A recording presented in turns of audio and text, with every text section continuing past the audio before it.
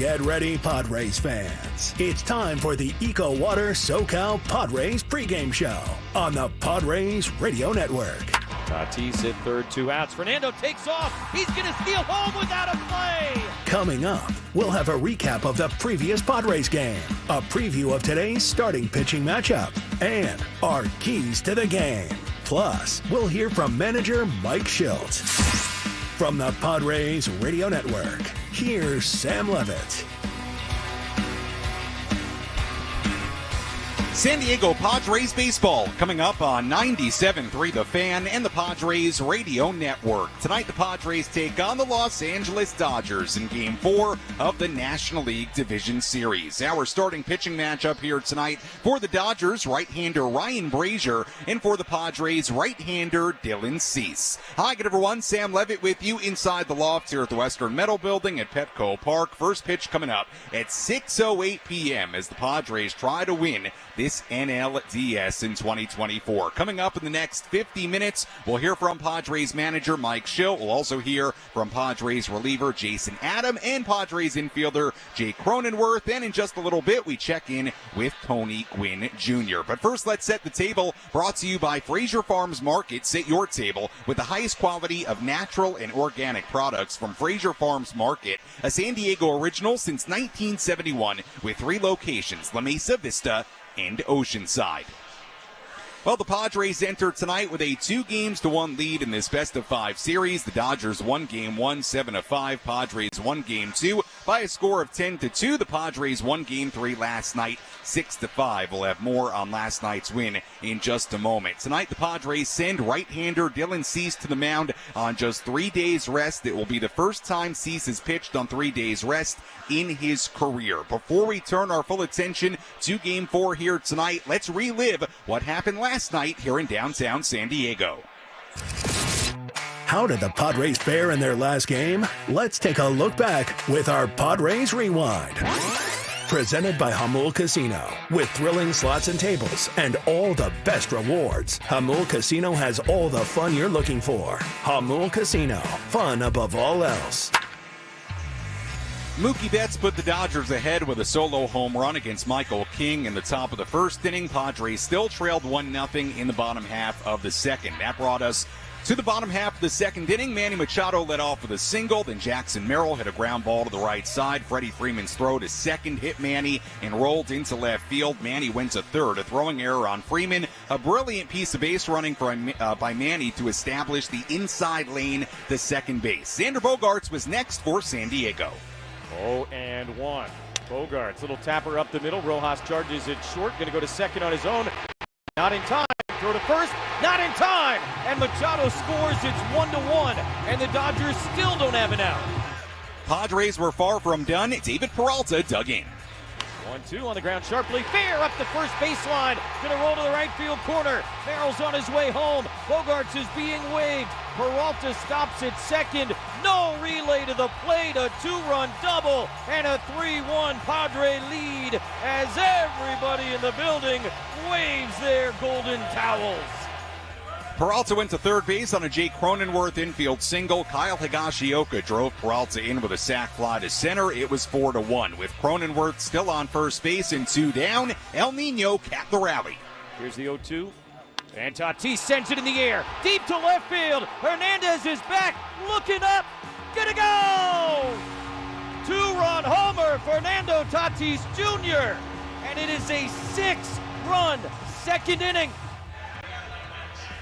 A 6-run second inning. They sent 10 batters to the plate. In the top of the third, the Dodgers loaded the bases for Teoscar Hernandez. Here's the 1-2. And Hernandez swings, sends it in the air to deep center field. Merrill's going back, tracking it on the warning track. He is at the wall, leaps up, it's going to go. A grand slam for Teoscar Hernandez, who basically walked halfway up the first baseline, now into his trot, and we got ourselves a ball game here at Petco. Hernandez, first home run of the postseason, and a 1-run game here in the third. Then things really settled down. King and Walker Buehler both got through 5 innings. Jeremiah Estrada pitched the 1-2-3 6th inning. Jason Adams did the same in the 7th. Tanner Scott retired Shohei Ohtani and Mookie Betts in the 8th inning. He gave up a single to Freddie Freeman, but then Robert Suarez came in to get the final out of the 8th. It was Suarez who came back out for the top of the 9th. 3-2. Suarez delivers. Luck swings and misses. Strike 3. Suarez and the Padres have beat LA, and they take a 2-1 lead in the National League Division Series. The Padres bullpen threw 4 scoreless innings. Padres pitching retired 20 of the final 21 Dodger batters. After that Hernandez grand slam, the Padres became the first ever team to win a major league game while giving up a grand slam, only scoring in 1 inning and not scoring after the 2nd inning. But that was the formula last night. The Padres winning it 6-5 to take Game 3 of this NLDS, and now an opportunity to win this National League Division Series here tonight against LA. With all that in mind, let's go inside the Jerry Coleman Broadcast Center. Let's go inside the Padres broadcast booth for a deep dive on today's matchup from Tony Gwynn Jr. in our Padres game preview. Presented by Broken Yo Cafe. With 15 San Diego locations, live on the sunny side and start your day at Broken Yo Cafe. Tony, let's begin with the guy in the mound tonight for the Padres, right-hander Dylan Cease. We found out last night after the Game 3 win that Cease would throw here today on 3 days rest. So with that in mind, what will you be on the lookout for from Dylan Cease early in this game? Some signs that could tell you that he's got his good stuff here tonight. First, Sam, how are you, my friend? I'm doing well, Tony. I think the command is the first thing that you look for with Cease. And I think it's both his slider and his fastball. When he's able to command those two, especially the fastball, it really sets up everything else in his arsenal. I mean, I think in his last start, you could kind of see early that he wasn't commanding the heater the way I think he wanted to. And I think from there, a lot of times his start kind of, I don't want to say, it kind of, goes the opposite way when he doesn't have that command. And for Dylan, that doesn't necessarily mean he gives up a runs, but it just means a lot of times that he's throwing a lot of pitches. And so that's what I'll be looking for here early on. All right, we'll see how Dylan Cease does on 3 days rest here tonight. The other side of this pitching matchup, it's Ryan Brazier on the mound starting tonight for LA. Tony, this is going to be a real bullpen game for the Dodgers. Brazier, a right-hander who has not thrown more than an inning and a third so far this season, so I would presume he'll throw 1, maybe 2 innings if he can get there here tonight. Offensively tonight, Tony, what are the keys for the Padres when they're likely going to face a number of different relievers from this Dodger bullpen throughout the night? I think especially because they're going to see a number of different arms. They got to stay with what they do best. Hunt strikes, middle of the field, not try to do too much. And I think in particular with the Padres offense, when you watch them work, and remember, they've seen this bullpen quite a bit, so there's some familiarity, whether it's the series here or the 3-game set before the season ended. They've seen these guys quite often, and so, in this scenario, I don't know that a bullpen day is going to be, that much of an advantage in terms of throwing different arms out there. The Padres are very familiar with these guys, and I think as long as they stay with their approach that they've been having all season, they're going to be fine. Tony, let's talk about Fernando Tatis Jr. because you can look at the numbers, you can look at these majestic sounding and looking home runs that he's hit so far in the postseason. He's been so good. But Tony, can you break it down for us a little bit? What is the key to Fernando's success right now, what we've seen so far the 5 games in this postseason?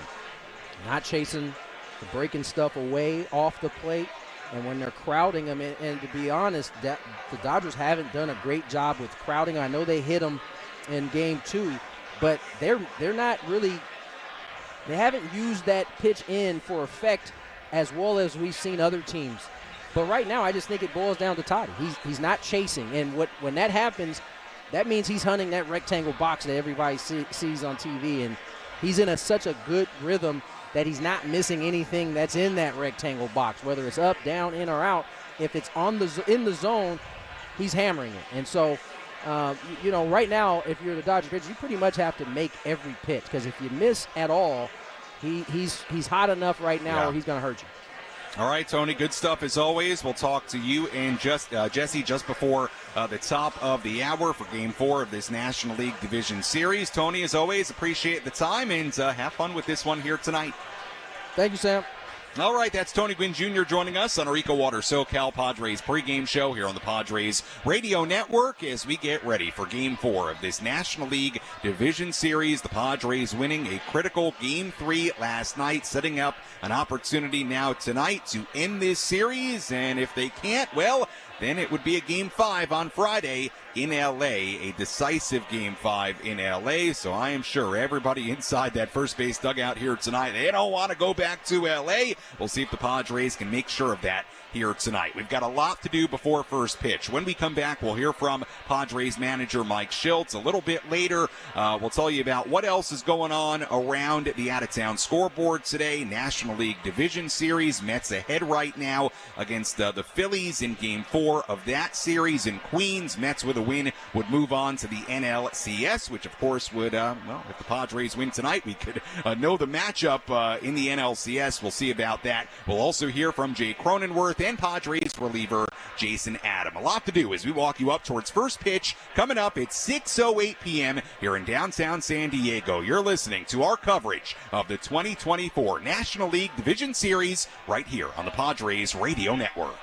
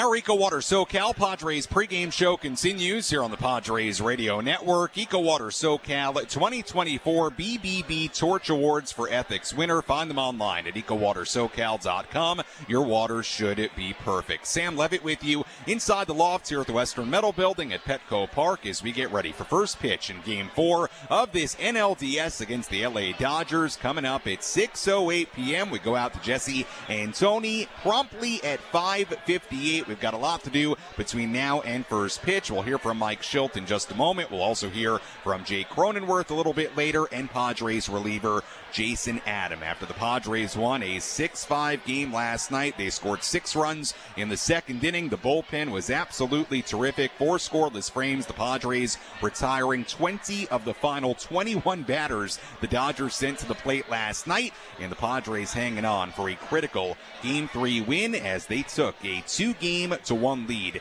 in this best-of-5 series. With all that in mind, and with right-hander Dylan Cease on the mound for the Padres today, going up against reliever Ryan Brazier. He'll make the start today for LA on a bullpen day for the Dodgers. Let's hear from Padres manager Mike Shildt.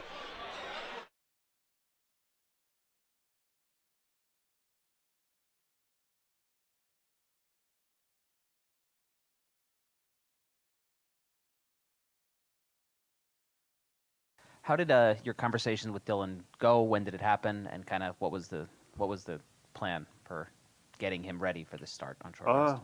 I mean, Ruben had an initial conversation with him 2 days ago. Wasn't a short start, the first start, but wasn't a long one. He's had rest after that. But just, more of a, conversation, take his temperature, and he was jumped all over it. He was like, yeah, I need to pitch. I want to go pitch. And so I followed up with him and talked to him about it, and, he feels good. And at that point, when he was so convicted about it, it became a pretty simple decision, quite honestly.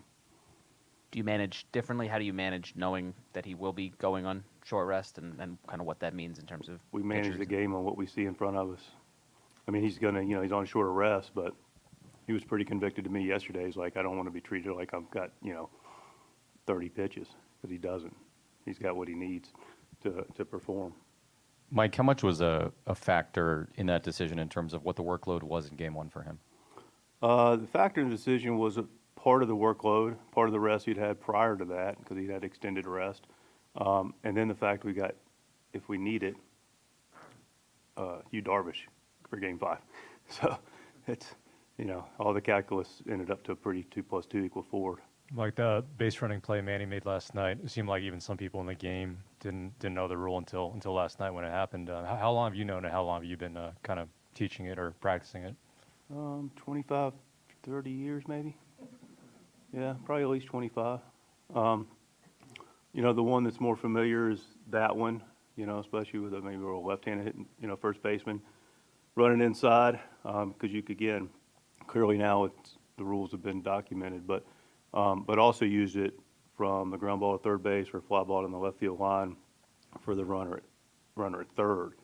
He can run inside as much as he wants to interrupt the throwing lane. So, yeah, we've been working on. It was a great baseball play by Manny, clearly, very heads up, but something that, we've worked on, and he executed it in a big moment.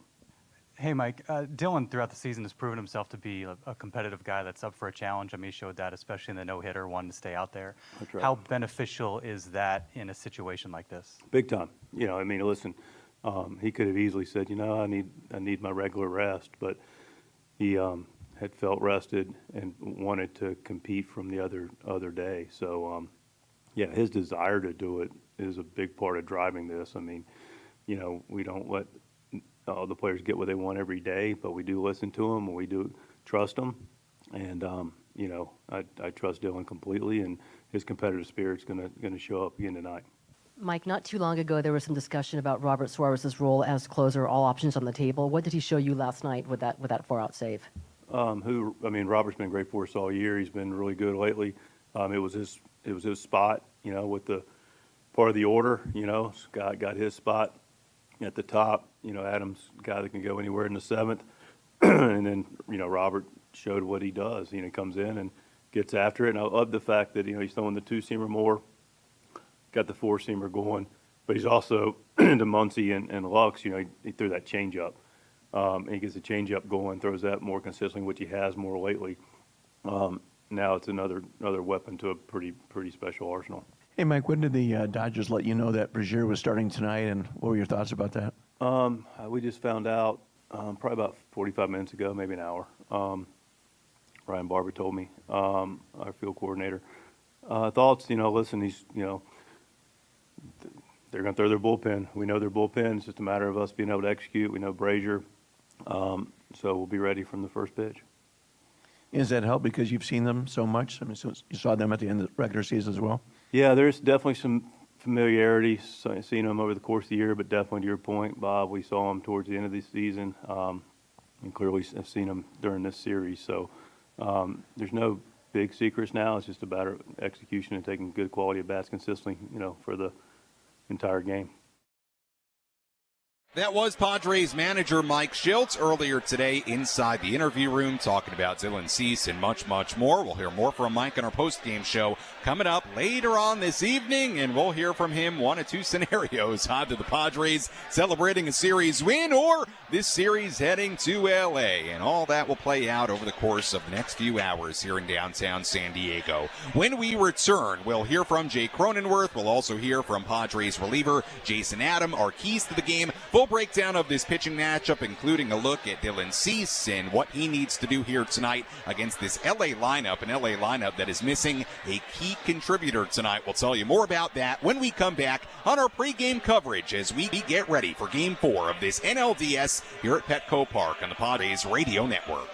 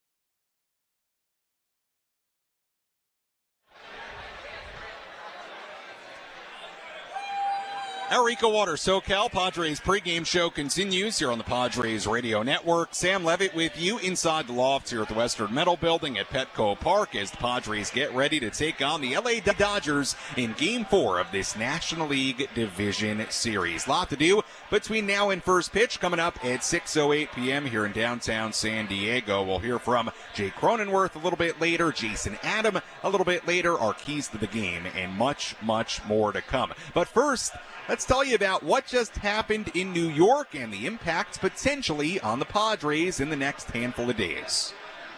What's the latest information you need to know in the world of Major League Baseball? Sam Levitt takes you around the horn. Brought to you by your San Diego Hyundai dealer. With a brand new Hyundai, there's joy in every journey. See your San Diego Hyundai dealer or visit HyundaiUSA.com today. We do have a final. We have two finals already today, but let's focus on the National League side of things. This game just finished in the last 5-10 minutes in New York. The Mets beating the Phillies 4-1 to win that series. Mets are moving on to the NLCS. They will play either the Padres or the Dodgers. That could certainly be decided right here tonight. The Mets got a grand slam in the bottom half of the sixth inning from Francisco Lindor to make it 4-1. It was the first player, Lindor becomes the first player in Major League postseason history to hit a grand slam to account for all of his team's runs in a series clinching win. Phillies got one run on a fielder's choice, and that was it. They had one run on 4 hits in this decisive Game 4 tonight. Francisco Lindor continues his great season. So what does it mean for the Padres? Well, number one, it means if they win this NLDS, they will play the New York Mets. But what it also means is that if the Padres do win tonight, or if necessary, a Game 5 in LA on Friday, it means the Padres would have home field advantage as the higher remaining seed in the NL postseason. So that's a piece of good news for the Padres. They would host Games 1 and 2 here at Petco Park. That would be starting on Sunday. But first things first, the Padres trying to win this NLDS. But that's a look at what went on in New York earlier today. Mets beating the Phillies 4-1. And maybe we'll talk a little bit more about this in the postgame show. But hey, if you're a Phillies fan, you got to be thinking, what was that? Phillies, really, aside from that back-and-forth wild Game 2, I mean, their offense barely showed up. That is a very, very confusing performance by the Philadelphia Phillies, but hey, the Mets continue to play really good baseball. Hey, if the Padres got to face them, it's going to be a very interesting and fun series. Two very, very hot teams potentially playing. If the Padres can get there, Padres obviously need one more win to go to the NLCS. Well, we had some news come down in the last hour or two about the Dodger lineup. Let's get into that with our injury report. Who's in? Who's out? This is the Bada Fulkerson Injury Report, presented by San Diego's Bulldog Injury Attorneys, who hope you're never in an accident. But if you are, make Bada Fulkerson the first call you make. Hit him up 24/7 at BadaFulkerson.com. We take a look at our injury report. Well, Freddie Freeman, who continues to deal with that right ankle sprain, he was originally in tonight's lineup for the Dodgers, but we found out in the last 90 minutes or so that he is not in the lineup anymore. He's been scratched from tonight's lineup. He left Sunday's game after 5 innings. He played nearly the full game last night before being pinch ran for in the 8th inning. Freddie Freeman out of the lineup tonight for the LA Dodgers. Unclear right now if he will be even available off the bench, but Freeman, a big loss for the Dodgers in their lineup as he continues to deal with what was a pretty severe right ankle sprain. Miguel Rojas also left last night's game with an adductor injury. He's not in the lineup today for the Dodgers, so playing shortstop is Tommy Edman. Chris Taylor playing center field for the Dodgers here tonight. Xander Bogaerts came out of Game 2 on Sunday with a hamstring cramp. That was after he hit a home run following the training staff looking at him for that hamstring cramp. He played the entire game last night, so it doesn't appear to be any concern there. But again, the big news of the last 90 minutes or so, Freddie Freeman out of the lineup, scratched from the LA lineup due to that right ankle sprain that he continues to deal with. And that is a look at our injury report before Game 4. Let's take a look at what else is going on around the major leagues today in these other division series. We told you about the Mets and the Phillies. Let's tell you what's going on with the other division series. Let's take a trip around the Bigs and tell you about the scores you need to know in our out-of-town scoreboard. Presented by Jensen Meat, where great taste meets integrity. We take a look at the other two division series, both in the American League. We have one final today. We have one game going on right now. The final, Tigers beating the Guardians 3-0 in Detroit. What a job by the Tigers. They lost the first game of that series. They have now stormed back to win games 2 and 3. The offense in that game, Riley Green RBI single, Matt Vierling sac fly, Spencer Torkelson RBI double, a 3-0 Tigers win, and they got great pitching on what was a bullpen day for Detroit. What a job by the Tigers. They are one win away from going to the ALCS. The game going on right now, Yankees and the Royals in Kansas City. Yankees 2 and the Royals nothing in the 5th inning right now in KC. That series tied at 1. Like we said, Mets beat the Phillies to move on to the NLCS 4-1. The winner of this series between the Padres and the Dodgers will take on the New York Mets in the National League Championship Series. And that is a full look at everything going on in the postseason here today. Well, Jake Cronenworth spoke with the media earlier inside the interview room here at Petco Park. Jake had a nice night yesterday, had a couple of hits, was productive offensively. Let's hear some of what Jake had to say earlier in the day. Hey, Jake, facing Ryan Brazier on the mound, bullpen day for the Dodgers, how does that impact preparation approach when you're facing that kind of situation in a postseason game? Yeah, so Brazier starting, so obviously more than likely going to be a bullpen day. So just taking a look at all the guys, kind of, where your spot's at in the lineup, matchups you might see in certain situations. But we've seen them a lot and familiar with their bullpen, so kind of have a good idea going into tonight.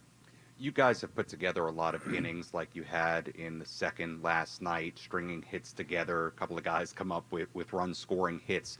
How would you characterize what this offense has been really all year, that ability to string hits together? Yeah, I think it's just the consistency of the quality at bats. Some nights you see it more than others, like last night where it's, it seemed like it was 8 in a row.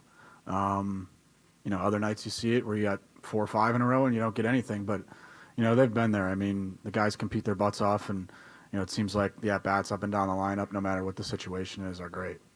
Jake, kind of looking back at 2 years ago, that single you had that scored 2 runs and propelled you guys, probably one of the most iconic singles in franchise history. To kind of look at your own career 2 years later and to be in the same position against the same team, just can you talk about the growth that you've had and potentially slaying the dragon once again? I think it's, you go through different experiences throughout your career against different teams, and it just happens to be that we're playing, the same guys again. But no, I mean, it's something, I look back on and learn and, kind of tap into at certain points throughout the game. And, just as we do in all of our jobs, we learn from our past experiences and use those to kind of push us forward going forward. Hey, Jake, what have you seen from Dylan just kind of as a competitor? He seems like the type of guy that wants to be tested, is up for a challenge. 100%. And I think that's, kind of what you see today with him. No, he's the guy, he wants the ball every time he's out there, every 5th day. Obviously today's now the 3rd day. But no, that's who Dylan is, man. He wants to go out there and, put himself in the position to help our team win.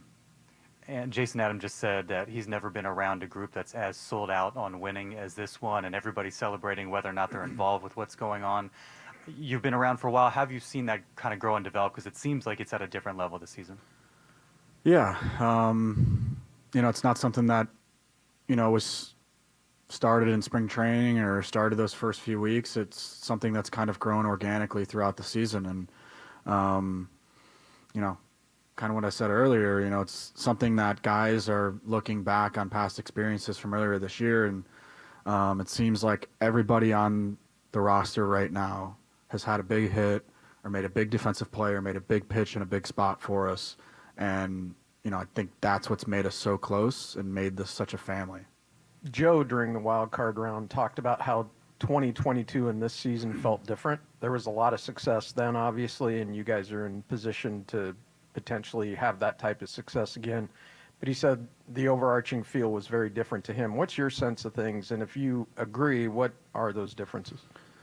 Yeah, I mean, I think one of the bigger things and kind of the characteristics this team compared to that team showed, if you look at 22, and we didn't have the greatest second half. I think we were 18-18 or something right after the trade deadline, and we really didn't have a good little stretch there until I think we had a Friday night game in Arizona where we lost, and we ended up having a good run. I think we went 15-3 in the last 18 games. But I think this team specifically, like, this has been kind of the way we play, and the at-bats and the pitching and the defense has been brewing the entire season, where it seemed like that year was kind of just that last 2 weeks that kind of propelled us into the position that we were in, where we're at now has kind of been a culmination of the entire season. That was Jake Cronenworth earlier today here at Petco Park. A lot of good thoughts there from Jake on the Padres season and where they are as they enter Game 4 of this NLDS. Cronenworth back in the lineup tonight for San Diego, playing second base and batting eighth. First pitch coming up at 6:08. Sam Levitt with you inside the Western Metal Building as we get ready for the Padres having an opportunity to end this series against the LA Dodgers here tonight. How do they do that in Game 4? Well, let's give you our keys to tonight's game.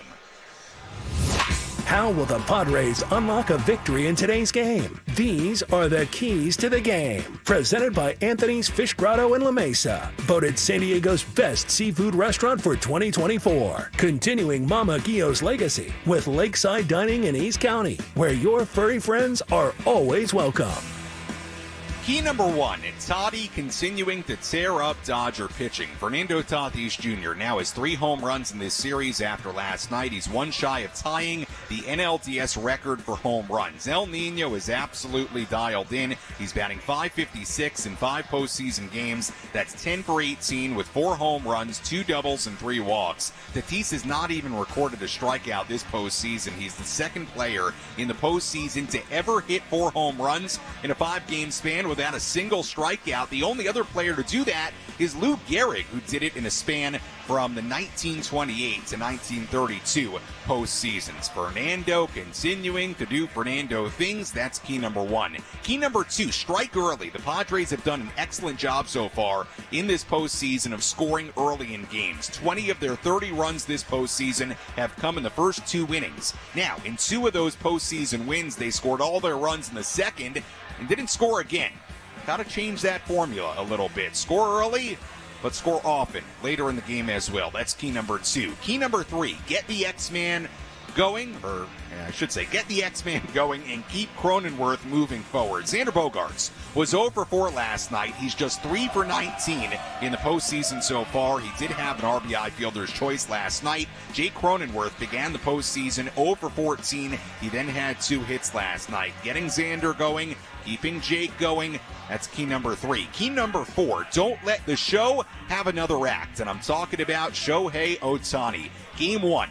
2 for 5 with a home run, 2 runs scored. In Game 2, he was 0 for 4. In Game 3, he was 1 for 4 with a single. Bottom of the lineup, Game 1, bottom 4 of the lineup for the Dodgers, 5 for 14 with 4 runs scored. They were on base in front of Ohtani. Game 2, they were just 2 for 11. Game 3, 1 for 14, the bottom 4 of the lineup for LA. And again, we put a point of emphasis on that all series long. You can't let the bottom of the order get on in front of the leadoff man Ohtani. If you combine those numbers, again, Game 1, Ohtani went 2 for 5 with a home run. Bottom 4 hitters in the LA lineup went 5 for 14. Games 2 and 3, Ohtani 1 for 8 with a single. Bottom 4 hitters in the LA lineup went a combined 3 for 25. It is no coincidence that the Padres won Game 2. They won Game 3. The bottom of the lineup for LA and Ohtani have been limited. Got to do that again here tonight. And key number 5, Dylan Cease on short rest. He'll make his first career start on 3 days rest here tonight. Interesting to note, Cease was actually better this season on 4 days rest than when he had 5 or more days of rest. He had a 2.96 ERA on 4 days rest, the near 4 ERA when he had extra rest. Shohei Ohtani is 5 for 17 in his career against Cease with 3 home runs. That includes his home run in Game 1 of this series. So how Cease does on the short rest and specifically against Ohtani, a big key here in Game 4. And that's a look at our keys to tonight's game. When we come back, we'll tell you what to watch for here tonight. We break down this pitching matchup, including a deeper look at Dylan Cease, and we hear from Padres reliever Jason Adam. First pitch coming up at 6:08 here in downtown San Diego on the Padres Radio Network.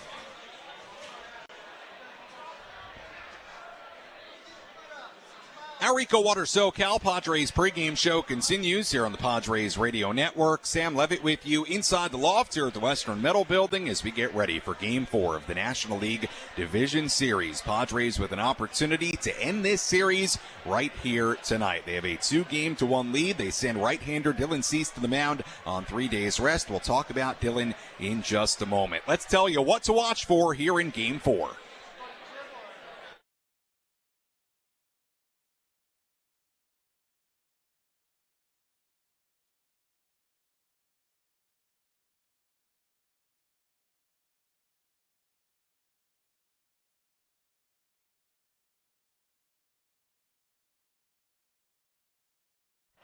What to watch for here tonight? Well, this is even more important with Freddie Freeman out of the lineup. Can the Padres limit Teoscar Hernandez here in Game 4? We talk so much about Ohtani and Betts and normally Freeman, who was a late scratch from the LA lineup tonight. But Teoscar Hernandez has a hit in every game of this series. He leads the Dodgers with 6 RBIs so far in this series. That includes the grand slam last night. In 7 career postseason games, he has 3 home runs and 10 RBIs, but he's only 1 for 13 with 6 strikeouts against Dylan Cease. Can Dylan Cease limit Teoscar Hernandez here tonight from having a big impact on this game? Well, last night the Padres bullpen was tremendous. That included a scoreless 7th inning from right-hander Jason Adam. Let's hear some of what Jason Adam had to say earlier today. But what blew me away was the quality of teammates. So whether it's Manny, Bogey, Joe, everybody. But I didn't realize how good, how intentional they are with leading the team, how focused this team is. And I've been on too many teams because I was bad for so many years. But I've been on a lot of teams, and I've never seen a team so sold out for winning a ball game, and celebrating even when they're not doing personally well, but the team's doing well. So I think that was the top thing that everyone's like, how's it over there? I'm like, it's crazy. Everyone's all in on the team first mentality. Hey, Jason, what has impressed you most in watching Dylan Cease in the time you've been together? I love his arm action, but I think he's really teachable. I think so. He's as good as he is and as good as he's been for how many years now. He's picking my brain about pitching. He's picking everybody's brain, and he's always wanting to get better. He's got that ace mentality. He knows he's good. But he's not settling for where he's at now. And, his stuff's electric. The fastball rides like crazy. The breaking ball is all. Everyone knows that. But, yeah, I like watching him, how committed he is to getting better at his craft. And what was your perception of San Diego as a baseball town before you got here compared to the experience that you've had, especially now the last week or so? I had heard, so I played here once before as a visitor and loved it. But I didn't realize Tuesday night, sold out crowd. It doesn't matter who we're playing. It's the best atmosphere I've ever got to play in and night out. Obviously, especially so in these playoff games. But yeah, it's an incredible baseball town. So I'm really happy and really want to keep winning for the fans here because they've done a great job for us. That was Jason Adam earlier today here at Petco Park. Let's dive into our pitching matchup. Dylan Cease on the mound for the Padres. A bullpen day for LA. It begins with right-hander Ryan Brazier. Let's take a look at who's on the bump today with our starting pitching preview. Presented by Chimney Sweeps, Inc., San Diego's trusted chimney and fireplace service company for 40 years. Call Chimney Sweeps, Inc. at 1-800-CHIMNEY or book an inspection online at chimneysweepsinc.com. Right-hander Dylan Cease on the mound for the Padres in Game 1 of this series. He went 3 innings and a third, 5 earned runs given up on 6 hits, 1 home run allowed. That was to Shohei Ohtani. 82 pitches in Game 1 for Dylan Cease. He had a 3.47 ERA in 33 starts during the regular season. Second most strikeouts in the NL, just 1 behind Chris Sale. Faced the Dodgers to end the regular season in LA. He gave up 3 runs in 5 innings. His other regular season start against the Dodgers came in July in San Diego. Gave up 1 run in 5 2/3 innings. Cease has now made 2 postseason starts. The other aside from Game 1 of this series came in 2021 That was Game 3 of the ALDS. White Sox against the Astros. Cease didn't get out of the second inning in that game. Gave up 3 runs and walked 3. Meanwhile, right-hander Ryan Brazier will start tonight's game for LA, 37 years old. In the regular season, he was 1-0 with a 3.54 ERA in 29 appearances. 2 appearances so far in this series. Inning and 2/3 scoreless in Game 1. Got 2 outs but gave up a 2-run home run to Jackson Merrill in Game 2. His longest appearance of the season was just an inning and a third. He threw 25 pitches just 1 time. That was his longest outing of the season pitch-wise. And that's a look at our starting pitching matchup here today. Ryan Brazier on the mound for LA and right-hander Dylan Cease on the mound for San Diego. You've been listening to the EcoWater SoCal Padres pregame show on the Padres Radio Network. EcoWater SoCal 2024 BBB Torch Awards for Ethics winner. Find them online at EcoWaterSoCal.com. Your water should be perfect. When we come back, Jesse Ackler, Tony Gwynn Jr. have Game 4 of this National League Division Series coming up next on the Padres Radio Network.